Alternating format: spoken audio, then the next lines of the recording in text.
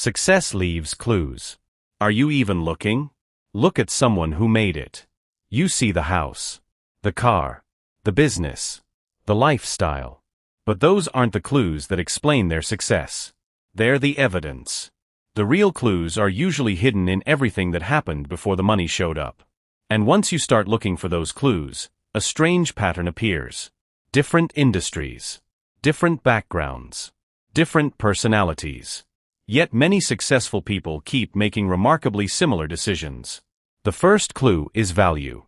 Successful people don't just ask, "How can I make more money?" They often ask a better question. What can I do that people are willing to pay more for? That's a subtle difference. Because the market doesn't pay everyone equally for their time.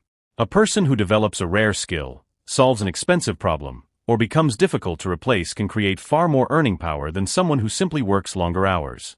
And that leads to the second clue. They don't just increase in clip-ohm. They increase leverage. At first, almost everyone trades time for money. 1 hour worked. 1 hour paid.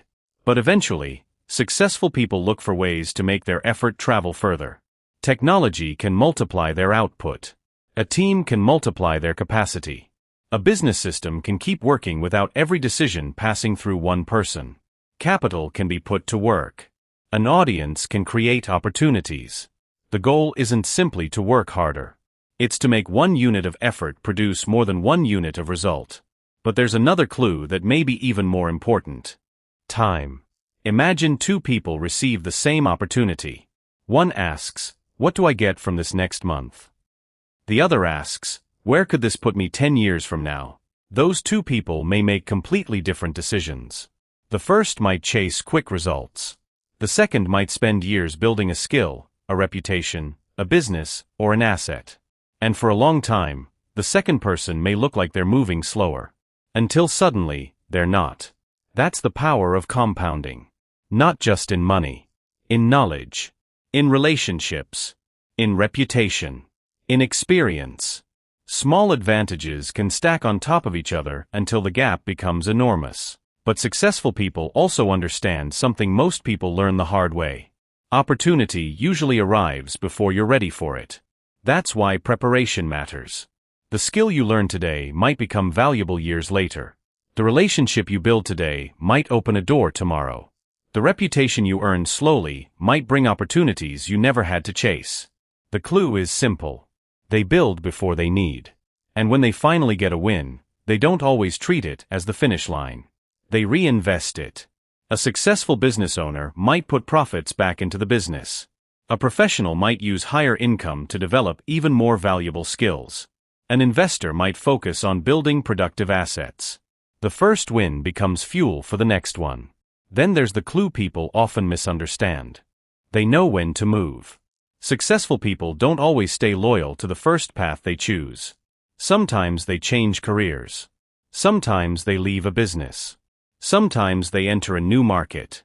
Sometimes they walk away from an opportunity that no longer makes sense. The clue isn't constant movement. It's recognizing when staying still has become more expensive than changing direction. Then there's the clue people often misunderstand. Risk. Successful people aren't necessarily fearless. They're often selective. They understand that one bad decision shouldn't destroy everything they've built.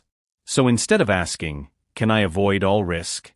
they ask, "If this works, how much can I gain? And if it fails, can I survive?" That's a completely different way of thinking. And failure becomes different too. For one person, failure is proof they aren't good enough. For another, it's information. A failed business reveals what customers didn't want. A failed career move reveals what wasn't a good fit. A bad decision reveals a weakness in the system. The loss still hurts. But the lesson can become an asset. And maybe that's the biggest clue of all. Successful people often see assets where other people see expenses. A skill can be an asset. A reputation can be an asset. A strong network can be an asset. Time can be an asset. Knowledge can be an asset. Money is only one form of capital. The real game is learning how to turn one useful thing into another. Skills into income. Income into opportunity. Opportunity into assets. Assets into more options. So when you look at someone successful, don't just study what they own. Study what they repeatedly do. How they think about time. How they build skills. How they handle risk. How they use leverage. How they respond to failure. How they prepare before opportunity arrives. Because success rarely leaves just one clue. It leaves a trail. The problem is, most people are staring at the destination. They're looking at the house, the company, the bank account. But the real story is hidden in the steps that came before. Success leaves clues.